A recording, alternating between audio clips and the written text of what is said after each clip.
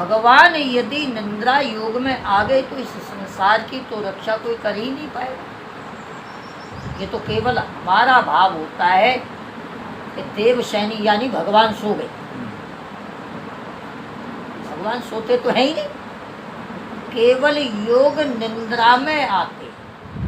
बिन पग चले सुने बिन काना, बिन कर कर्म करे विधनाना। मेरे प्रभु तो बिना हाथों के सारे काम करते, बिना पैरों के चलते, बिना कानों के सुनते हैं, सारे काम करते। साल में जीव का जो प्रकरण लिखा जाता है उस प्रकरण का समय ये है 4 महीने। इतना समय क्यों लगता है? चारों युगों में 84 लाख योनि जीव को भोगनी पड़ती है, चारों युगों। और चारों युगों में जीव ने जो जो कर्म किया है उन सब का लेखा जोखा होता है। दोस्तों राधे राधे, मैं सुनील शर्मा स्वागत करता हूं आप सभी का आपके अपने चैनल ब्रजवासी ब्लॉग्स पर। दोस्तों हम सभी जानते हैं कि हमारे देश में व्रत और उपवास की परंपरा वर्षों पुरानी है। शास्त्रों में भी व्रत और उपवास का विशेष महत्व बताया गया है। ऐसा ही एक व्रत है एकादशी व्रत। यूँ तो वर्ष में सभी एकादशियों का विशेष महत्व है, लेकिन आज जिस एकादशी के विषय में हम जानने वाले हैं उसका नाम है देवशैनी एकादशी। देवशैनी एकादशी का हमारे जीवन में क्या महत्व है, देवशैनी एकादशी का चातुर्मास से क्या संबंध है, इन सभी विषयों पर बात करने के लिए आज हम आए हैं यहाँ के पंडित जी और ब्रज के आचार्य पंडित नत्थीलाल शर्मा जी के पास।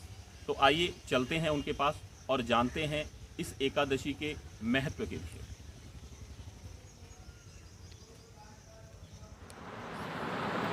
पंडित राधे राधे। पंडित जी क्या महत्व है इस देवशैनी एकादशी का?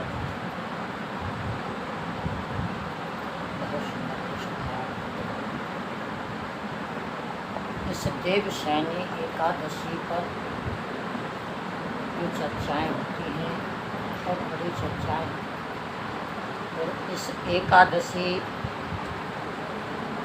का महत्व केवल अकेले का नहीं है।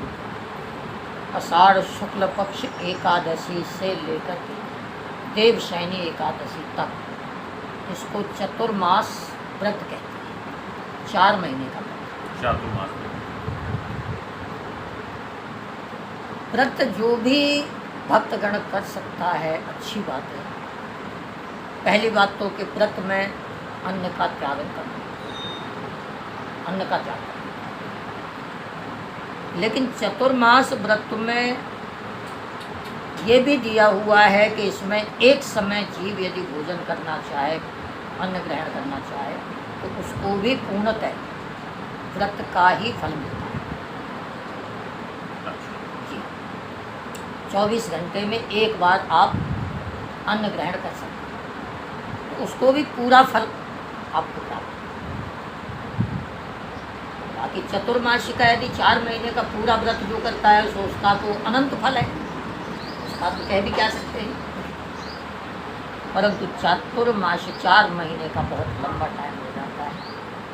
हर किसी का स्वास्थ्य इतना ठीक नहीं है आज के समय में पूरा चतुर्मासी कर सके, तो उसके लिए ये विधि बताई गई है कि एक समय अन्न ले सकता है।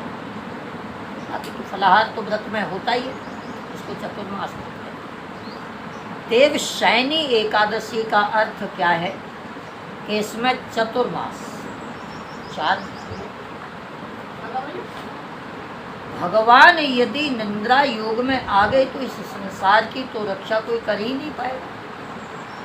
ये तो केवल हमारा भाव होता है कि देवशैनी यानी भगवान सो गए। भगवान सोते तो है ही नहीं, केवल योग निंद्रा में आते। योग निद्रा, केवल योग निद्रा। और वो भी किस लिए? कोई अपने शरीर के आराम के लिए नहीं आते। एक शब्द तुलसीदास जी ने दिया है, बड़ा सुंदर शब्द है। बिन पग चले सुनहि बिन काना, बिन कर कर्म करे विधि नाना। मेरे प्रभु तो बिना हाथों के सारे काम करते, बिना पैरों के चलते, बिना कानों के सुनते हैं, सारे काम करते हैं और इस संसार को, इस दुनिया को चलाते हैं। तो उस समय क्या होता है कि योग निंद्रा क्यों आती है, उसका कारण है लिखित तो हर चीज की होगी। साल में जीव का जो प्रकरण लिखा जाता है, उस प्रकरण का समय ये है 4 महीने। इतना समय क्यों लगता है? चारों युगों में 84 लाख योनि जीव को भोगनी पड़ती है, चारों युगों। और चारों युगों में जीव ने जो जो कर्म किया है उन सब का लेखा जोखा होता है। चारों युग मतलब पंडित जी सतयुग, त्रेता, द्वापर और कलयुग, जी यही 4 युग है। जी, चारों युगों में जीव का जो प्रकरण आया है कर्म का, किसका कर्म कौन से युग में रहा, उन सब को जोड़ करके इकट्ठा करके मनुष्य योनि में उसको दे दिया जाता है। उसका चारों युगों का जो कर्म फल है वो जब मनुष्य योनि में आता है उसको दे दिया जाता है, तो उसको मिल जाता है। अब मनुष्य योनि में तो केवल इसलिए दिया गया है कि जीव ने जो कर्म किए हैं, बुरे कर्म किए हैं, उनको थोड़ा कम करो, पुण्य फल को बढ़ाओ। जलचर थलचर नवचर नाना, ये जड़ चेतन जीव जहाना। चतुर्मासी क्यों दिया व्रत, देवशयनी क्यों नाम रखा, ये वो शब्द। जलचर थलचर नवचर नाना, क्या पेड़ पौधे या पहाड़ या जल में रहने वाले जीव क्या परिक्रमा करते हैं, क्या व्रत रखते हैं? क्या उनका तो कोई कर्म नहीं है। उनका कर्म तो केवल ये एक ही है, खाना पीना सो जाना। केवल 3 काम है, खाना पीना सो जाना, ये सब काम है पशु समाना। ये यदि तीनों कामों को यदि मनुष्य भी करता है तो पशु में और मनुष्य में क्या फर्क रह जाता है? गौ हमारी माता है, पूजनीय, हमारी उद्धारक है, हमारी हमें गति देने वाली है और भगवान विष्णु का स्वरूप बताया गया है गौ माता को। परंतु क्या गौ माता कभी जल चढ़ाते देखी, क्या व्रत करते देखी, परिक्रमा करते देखी? नहीं। कारण कि कुछ कर्म उसके बिगड़े तो पशु योनि में आए, कुछ ज्यादा कर्म सुधरे तो गौ अंश में जन्म हुआ। गौ अंश में जन्म हुआ इसलिए वो पूजनीय है। लेकिन अपने संसार के कष्टों को भोगना, अपने कर्मों का फल भोगना, उसके लिए वो पशु योनि में है। तो मनुष्य योनि को इसलिए दिया गया है कि जो हमारे कर्म हैं उन कर्मों के पापों को कम करके पुण्यों के फलों को बढ़ाया जाए, ताकि हमारी गति 84 लाख योनियों में जो हमारे कर्म एकत्रित होते हैं उन सब की तोल करके, उनका वजन करके, यानी 100 ग्राम हमारे पुण्य हैं तो 100 ही ग्राम हमारे पाप हैं, दोनों की तुलना बराबर हो जाएगी, तब हमें मनुष्य योनि प्राप्त। उससे पहले मनुष्य योनि प्राप्त नहीं है। दोनों का वजन बराबर होगा, पुण्य और पाप का, तब जाकर के हमें मनुष्य योनि प्राप्त होगी। लेकिन वो भी कैसे? चांडाल योनि में जन्म। चांडाल योनि कौन है तो मनुष्य जीवी, लेकिन वो कौन है? जैसे कि कसाई। कसाई को कभी दया नहीं आती। उस चांडाल योनि में आकर के जब आप अच्छा कर्म और करोगे तो थोड़ा सा और आपकी पदवी बढ़ेगी, क्षत्रिय योनि में आ जाओगे। शूद्र जिनको कहते हैं, शूद्र में से आकर के फिर आप आ जाओगे क्षत्रिय योनि। क्षत्रिय योनि में आने के बाद भी अपने अच्छे कर्मों का वजन और यदि बढ़ाओगे तो वैश्य योनि में आ जाओगे। वैश्य योनि में भी यदि अच्छे और कर्मों का वजन बढ़ा दोगे तो ब्राह्मण कुल में जन्म होगा। यही सीमा समाप्त नहीं होती। ब्राह्मण कुल में भी जब और अपने अच्छे कर्मों का वजन बढ़ाओगे तो ऐसे ब्राह्मण कुल में जन्म होगा जहाँ यज्ञ, कथाएं इत्यादि भगवत नाम होता है। ऐसे ब्राह्मण कुल में जन्म होगा। इसमें भी यदि आप और कर्म, अच्छे कर्मों का वजन बढ़ाओगे तो ऋषि कुल आपका बन जाएगा।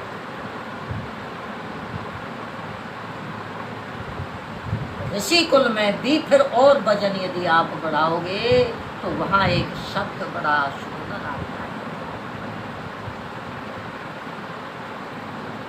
किसी संत ने बड़ा सुंदर लिखा है। क्या लिखा? पशु तन की पहनिया बने। पहनिया शब्द क्या है? ये ब्रजभाषा है। पहनिया शब्द कहते थे पहले जब हल बैल चला करते थे, हल चलाया करते थे तो चमड़े के जो भी आइटम बना करते थे, बैग, थैला वगैरह जो भी है, तो उनमें से जरा सी कटते कटते कटते कटते खाल में से एक धागा जैसा रह जाता था पतला सा। उसका हल बैलों को चलाने का साँटा बना दिया करते थे। उस साँटे को पहनिया कहते थे ब्रजभाषा में। पहना पहनिया। तो देखिए कितना सुंदर किसी संत ने इसका जवाब दिया कि पशु तन की पहनिया बने।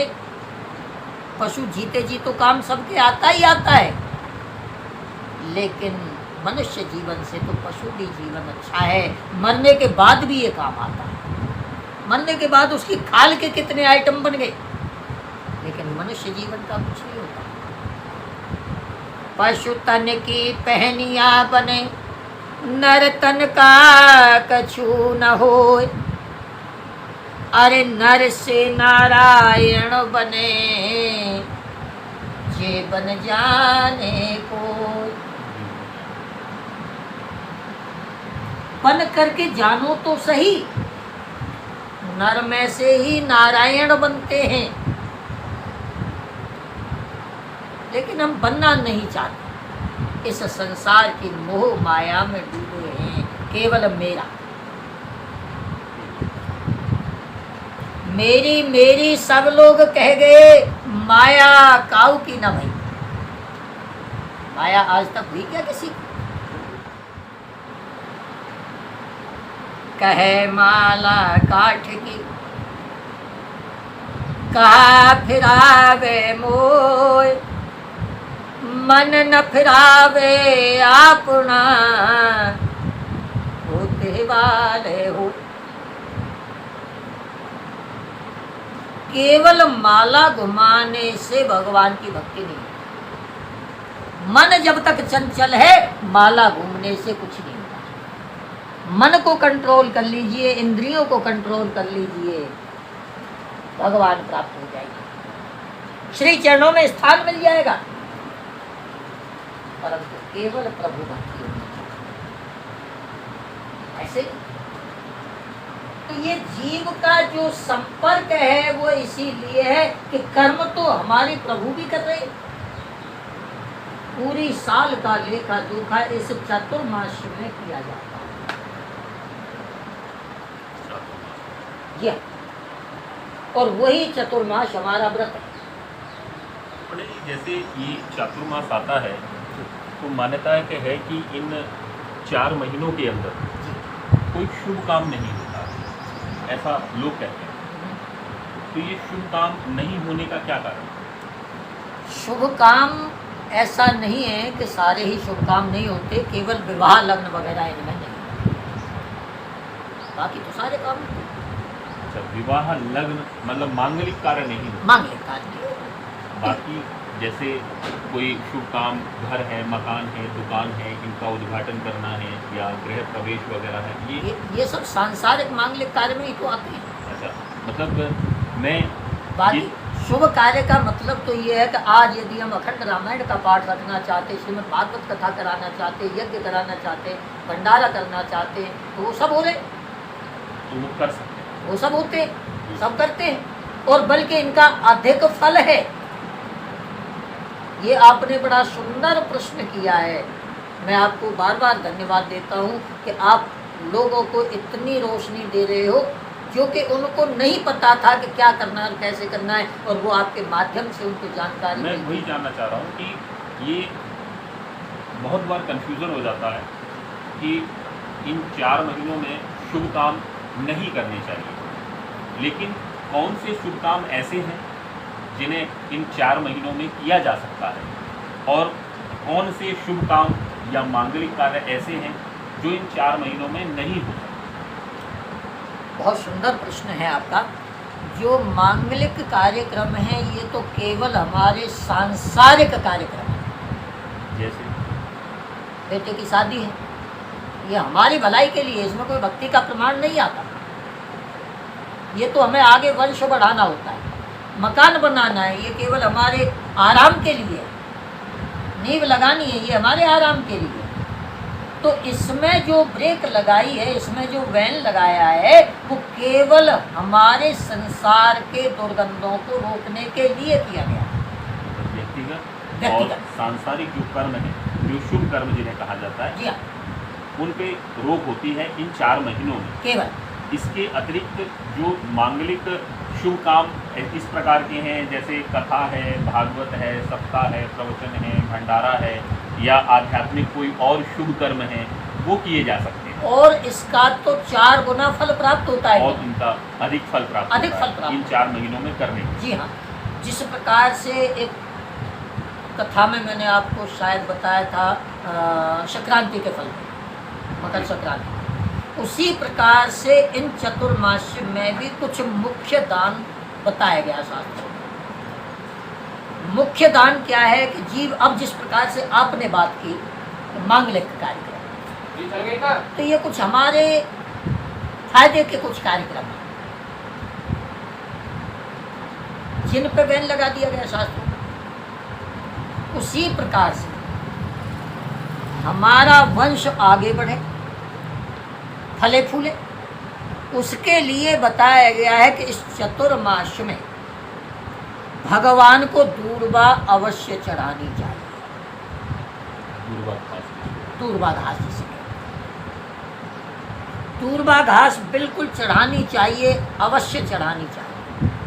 पूरे चल जी, भगवान विष्णु श्रावण के महीने में जिस प्रकार से बिल्व पत्र भगवान भोलेनाथ को चढ़ाए जाते, उसी प्रकार से भगवान विष्णु को दूर्वा चढ़ाना चाहिए। अंततः देव उठनी एकादशी को, देव शयनी तो ये आ गई आषाढ़ मास की शुक्ल पक्ष में, देव प्रबोधनी एकादशी वाले दिन के लिए जो चतुर्मास 4 महीने जो दूर्वा चढ़ाएगा, उसके लिए कुछ ऐसा दिया गया है शास्त्रों में कि 4 महीने रोजाना पूजा में जो दूर्वा चढ़ाता है, तो देव प्रबोधनी एकादशी को सोने की दूर्वा बना कर जो ब्राह्मण या भगवान के चरणों में समर्पित करता है, 7 जन्मों तक उसको ब्राह्मण कुल में ही जन्म मिलेगा। ऐसा लेख है हमारे पुराण, ऐसा पुराणों में विधान है। जैसा आपने बताया कि जिस तरह बिल्व पत्र भगवान शंकर को चढ़ाए जाते हैं जी, उसी प्रकार भगवान विष्णु को ये दूर्वा घास, जी, घास ही होती है ना ये? जी हाँ, घास होती है।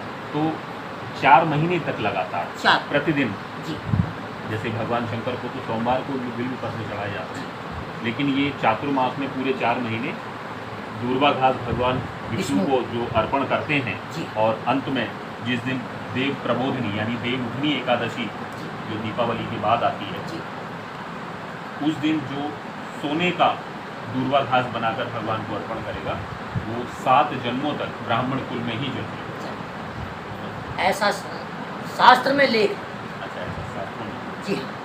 दूसरा नंबर, परिवार के सुखी के लिए, परिवार बढ़ाने के लिए आनंद मंगल प्राप्त करने के लिए इस दूर्वा के साथ, यानी जो सोने की दूर्वा आपको बताई गई, देव प्रबोधनी एकादशी वाले दिन पर्सनल एक दिन बताया गया है।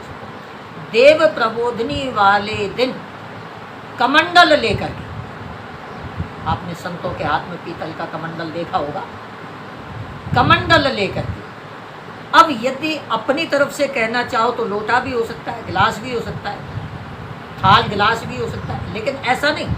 शास्त्र में पर्सनल उसमें लिखित में दिया गया है कि कमंडल, कमंडल जी, कमंडल में लाल कपड़ा रख करके, लाल कलर, कमंडल के अंदर लाल कपड़ा रख करके, लाल कपड़े के ऊपर गुड़ रख करके, गुड़, जी हाँ, और गुड़ के ऊपर वो स्वर्ण की बनी हुई दूर्वा रख करके भगवान विष्णु के समक्ष ब्राह्मण को सौंपा जाए, ब्राह्मण को दान किया जाए विद संकल्प के साथ। तो उसका प्रमाण हमारे शास्त्रों में दिया गया है कि जिस प्रकार से कमंडल में ब्रह्मा जी के में जो है गंगा निवास है, इसी प्रकार से प्रभु उनके घर को भरपूर रखे, सुख शांति बनी रहे। लाल कपड़े का मतलब ये है कि उसमें जो कपड़ा रखा हुआ है वो एक सुहागिन का प्रतीक है, यानी उस घर की जो स्त्रियां हैं उन स्त्रियों के पति की लंबी आयु। गुड़ का अर्थ है जो लाल कपड़े पे जो रखा हुआ है, उस गुड़ का अर्थ है कि इस परिवार में इतनी मिठास भरे, इतनी एकता भरी रहे कि उस परिवार में किसी प्रकार का विघ्न ना हो। गुड़ का अर्थ है। अब उस गुड़ के ऊपर जो दूर्वा रखी हुई है, दूर घास जो रखी हुई है, उस घास का अर्थ है जिस प्रकार से उस घास की जो टहनियाँ चलती रहती है, फैलती रहती है, उसी प्रकार से ये मेरा परिवार फैले, ऐसा शास्त्र है। चतुर्मास में तिल दान करने का बहुत बड़ा महत्व बताया, गौ दान करने का बहुत बड़ा महत्व है। दान तो बहुत है, भाव कुभाव अलख आलस हूँ, नाम जपत मंगल के सदस्य,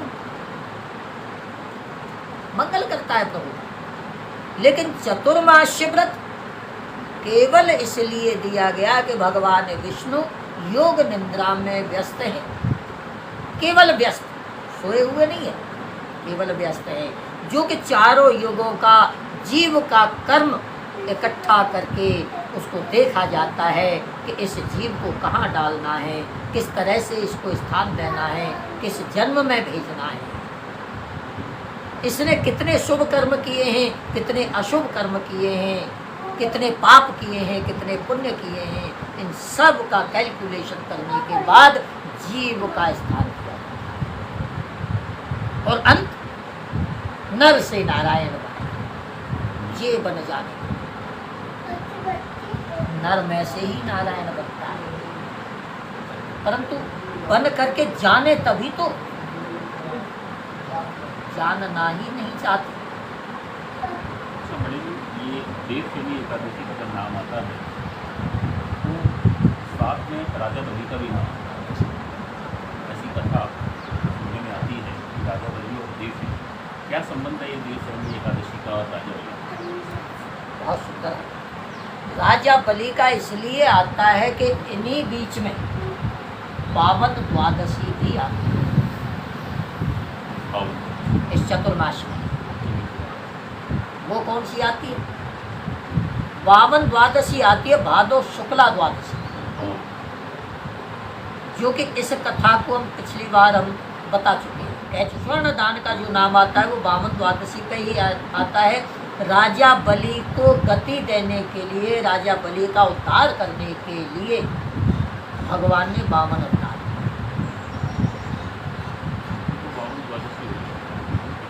राजा बलि का वही तो है। तो बावन अवतार किस लिए लिया? कथा वहीं से तो जुड़ी है। बावन अवतार किस लिए हुआ, किस उपलक्ष्य में हुआ? राजा बलि को ही गति देने के लिए तो बावन भगवान का अवतार हुआ। 3 पग में जो है पृथ्वी को नाप लिया था, तीनों लोगों को नाप लिया। तो राजा बलि का नाम तो इसलिए आया है। इसी चतुर्मासी व्रत में सभी 33 करोड़ देवताओं का अवतार इसमें लीलाएं आई, क्योंकि भगवान विष्णु तो योग निद्रा में है। योग निद्रा के पीछे वही तो सीट को संभालने वाला चाहिए। इस चतुर्मासी व्रत में सभी देवताओं का वर्णन अपनी अपनी जगह सभी का है। भगवान भोलेनाथ के पूरे श्रावण मास में जो कथा आती है, उसके पश्चात आश्विन मास में नवरात्रि भी आ लेते हैं, श्राद्ध कर्म भी आ लेते हैं, और भी आ जाते हैं जैसे कि दशहरा वगैरह, यानी सारे आ जाते हैं। भाद्रपद के महीने में भगवान कृष्ण का भी जन्म हुआ, कितने राक्षसों का संहार हुआ, कितने देवताओं का अवतार हुआ, साथ साथ बलदाव जी का भी जन्म हुआ, सभी देवताओं का अवतरण हुआ, राक्षसों का भी संहार हुआ। अपने ये देवशैनी एकादशी का जब हम नाम लेते हैं तो मान्यता है कि इन 4 महीनों में भगवान विष्णु पाताल लोक में जाते हैं, ऐसे भी कोई कर सकता तो 7 समुद्र नवद्वीप तीनों लोकों में भ्रमण करते हैं। मैंने अभी आपको बताया ना कि 4 युगों का फल जोड़ करके यहाँ मनुष्य को किया।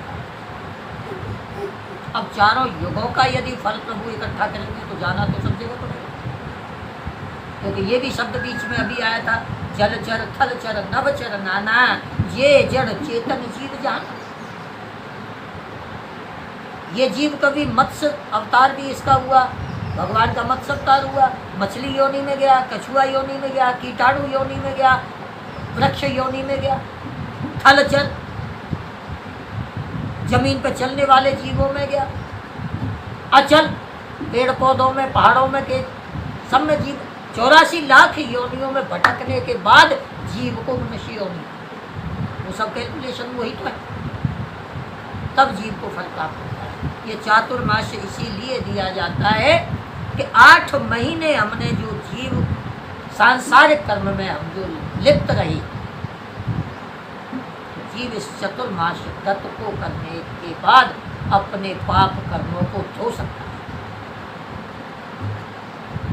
अटल सत्य है, चतुर्मास्य व्रत का इसका बहुत बड़ा फल है। बल्कि यहाँ तक है, शास्त्रों में ये भी हमारा लेख दिया गया है, तंबाकू का भी दान बताएगा।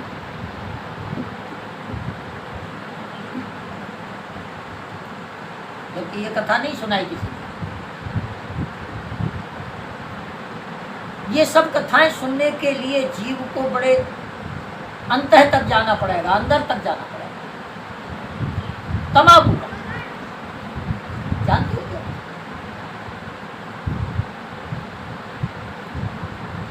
संत कथा शास्त्र कथा तो खैर बहुत सुनी होगी। एक किसी संत ने बड़ा सुंदर शब्द लिखा है, समझने योग्य है ये। दुष्टों की महिमा कहूं, यहाँ दुष्टों की महिमा कही गई है। दुष्टों की महिमा कहूं, सुनिए संत सुजान। संतों को सुनाई जा रही।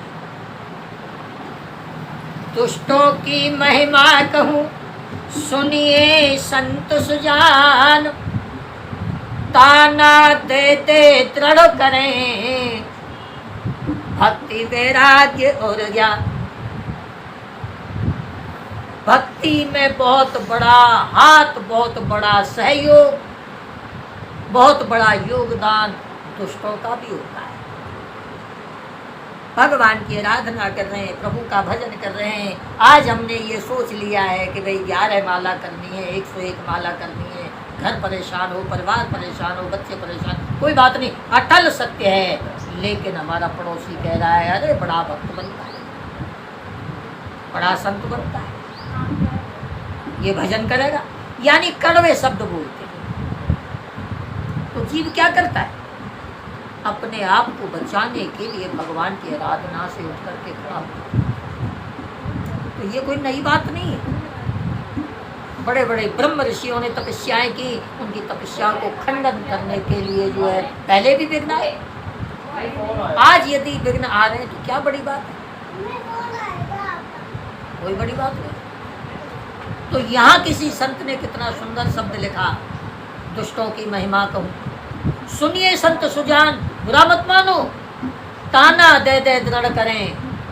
बुरा तो लोग कहते हैं, ताना दे दे दृढ़ करें, भक्ति वैराग्य और ज्ञान। जितनी हमारी दुष्ट लोग बुराई करेंगे उतना भक्ति ज्ञान हमारा बढ़ता चला जाएगा। बहुत बड़ा सहयोग होता है। चतुर्मास व्रत ये कोई छोटा नहीं है, बहुत बड़ा है। इसका जो मुख्य दान है चतुर्मास व्रत का, वो कमंडल वाला जो पुण्य आपको बताया है वो पुण्य दान है। तिल दान इसमें महत्वपूर्ण है। ये सब दान चतुर्मास में पुण्य फल देते हैं, हमें गति प्रदान करते हैं भगवान के श्री चरणों में। ये जो एकादशी का व्रत है जिसको करते हैं, जैसा बताते हैं बहुत कठिन है, तो उस दिन कोई विशेष मंत्र का जाप, कोई विशेष ध्यान का जाप हमें करना चाहिए? बहुत बढ़िया बात है। देव प्रबोधनी एकादशी वाले दिन 108 माला का जाप यदि आपने गायत्री का कर लिया तो 1 लाख गौदान के बराबर आपको फल।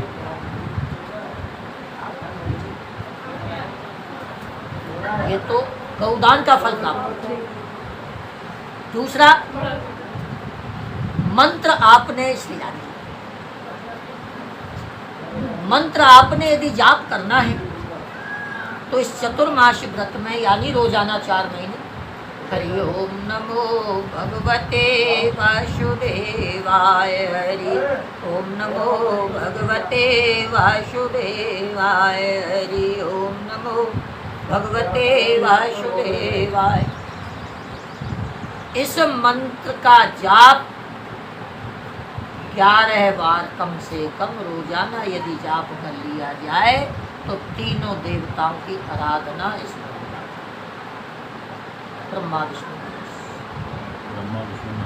इस चतुर्मास व्रत 12 महीने के लिए नहीं बताई गई, केवल चतुर्मास। अच्छा पंडित जी, एक प्रश्न और है मेरा आपको जी। इस व्रत की शुरुआत कैसे करें और किस देवता को समर्पित होता है ये? बहुत सुंदर। और इसका समापन किस तरह होता है? बहुत सुंदर।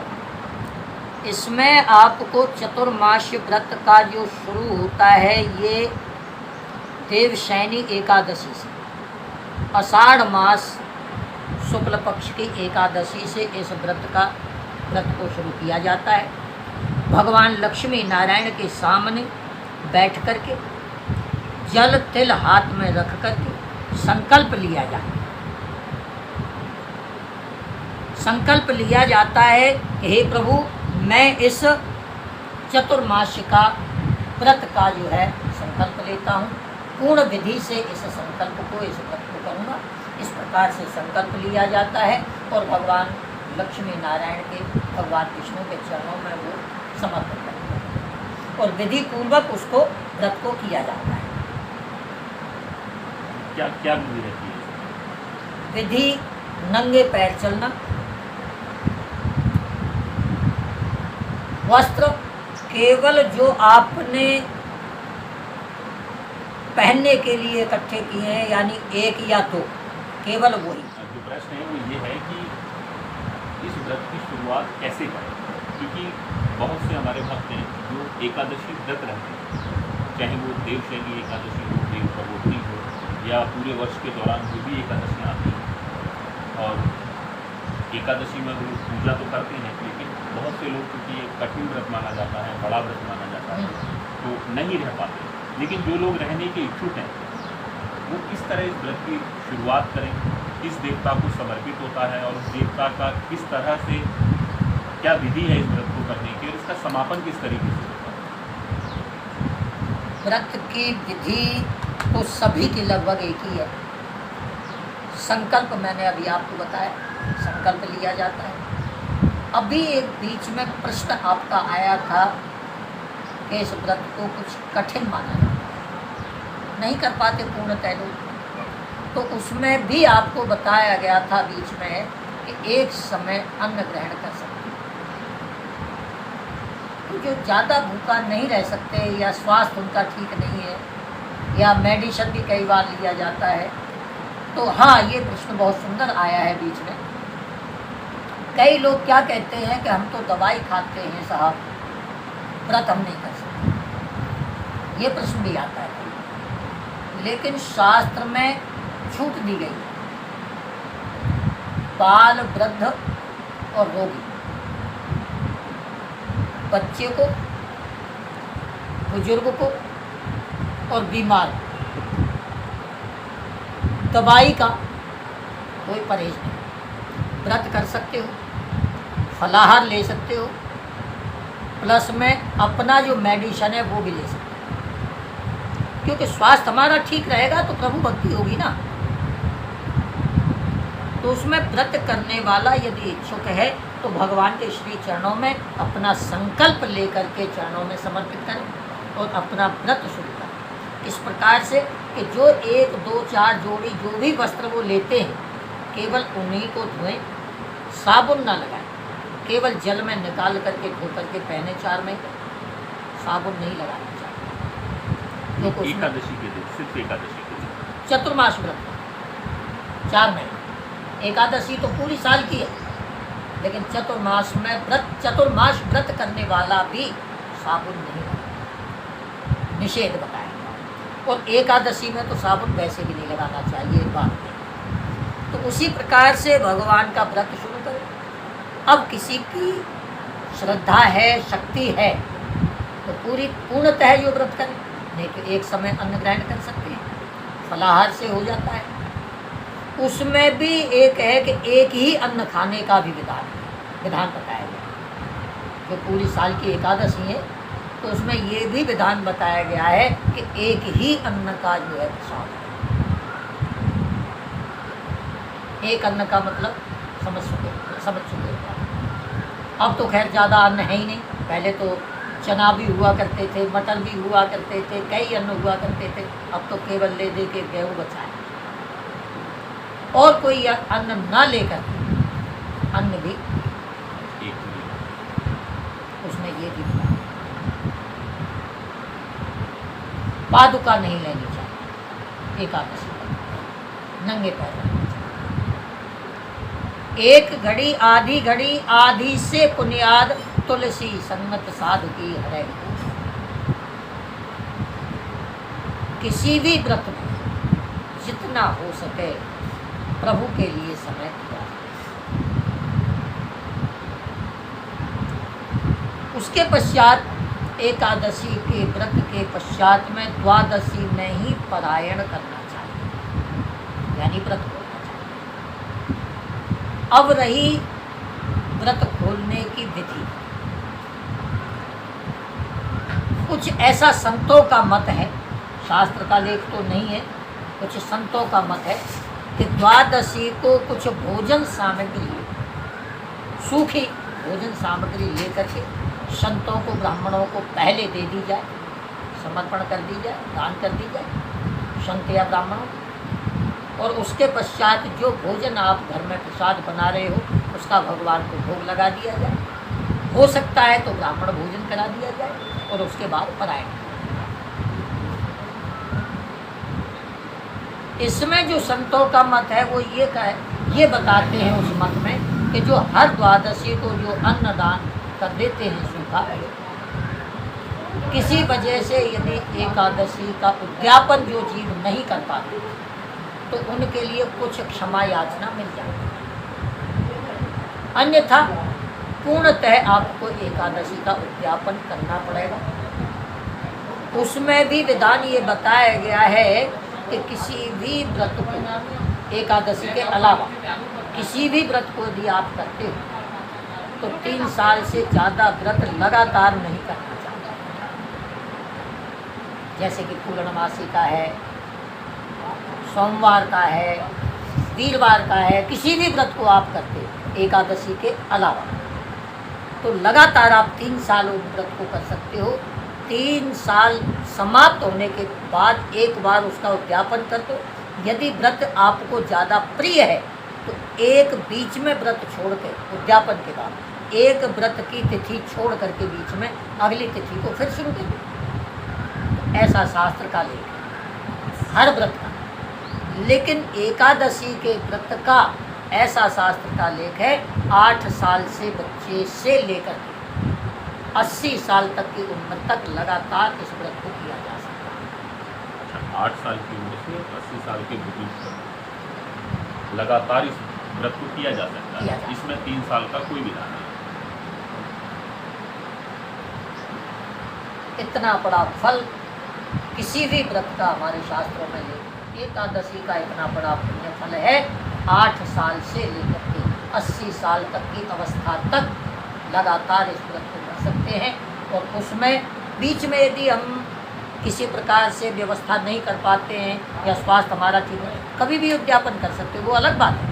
लेकिन इतना लंबा जो है पीरियड जो है किसी और व्रत को, तो उसमें उद्यापन की विधि तो सब ब्राह्मण लोग उस टाइम बता ही देते हैं। ब्राह्मणों को वस्त्र दान करना, पात्र दान करना, पद दान करना इत्यादि इत्यादि जो भी हमारी श्रद्धा है उन सबको 27 ब्राह्मण भोजन करना, एक जोड़े से भोजन कराना एकादशी के उद्यापन में, पति पत्नी यानी ब्राह्मण ब्राह्मणे का।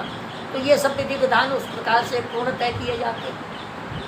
इस एकादशी के व्रत का इतना बड़ा फल है कि भगवान नारायण अपने श्री चरणों में स्थान देते। इसका बहुत सुंदर जानकारी महाराज जी ने आज हमें देव शनि एकादशी के विषय में दी कि हमारे जीवन में इस देव शनि एकादशी का क्या महत्व है। देव शनि एकादशी का व्रत किस तरह से करना चाहिए और किस प्रकार इसका समापन करना चाहिए, और भी अनेकानेक जानकारी आज इस वीडियो के माध्यम से महाराज जी ने। तो दोस्तों, आपको यह वीडियो कैसा लगा हमें कमेंट बॉक्स में लिखकर अवश्य बताएं। साथ ही हमारे चैनल को सब्सक्राइब करें और बेल नोटिफिकेशन को भी ऑन कर लें ताकि हमारे सभी वीडियो की सूचना आपको मिलती रहे। फिर मिलेंगे एक नए स्थान पर एक नई वीडियो के साथ। आज के इस वीडियो में बस इतना ही। जय जय।